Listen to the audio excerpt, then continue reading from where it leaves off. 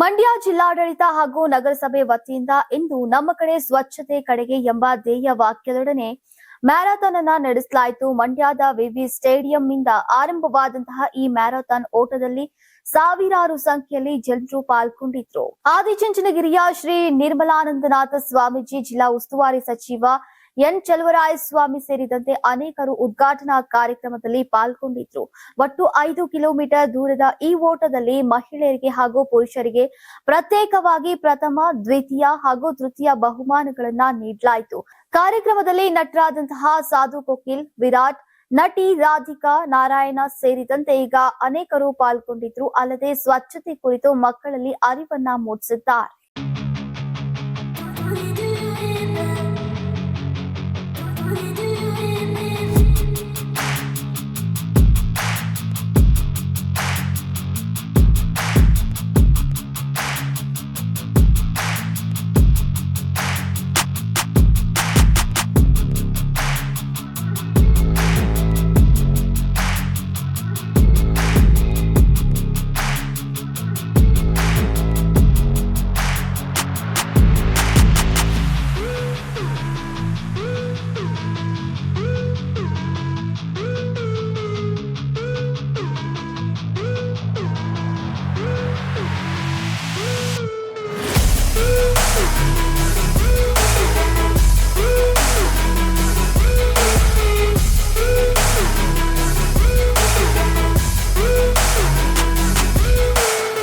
ನೀವು ಸಣ್ಣ ಆಗ್ಬೇಕಲ್ವಾ? ಅದು ಒಂದು ಉತ್ತಮ ಆಹಾರದಿಂದ ಸಣ್ಣ ಆಗ್ಬೇಕಲ್ವಾ? ಪ್ರತಿದಿನ ನಮ್ಮ ಜೀನಿ ಸ್ಲಿಮ್ ನ ಯೂಸ್ ಮಾಡಿ ಯಾವುದೇ ಸೈಡ್ ಎಫೆಕ್ಟ್ ಇಲ್ದಂಗೆ ನೀವು ಸಣ್ಣ ಆಗ್ತೀರಾ.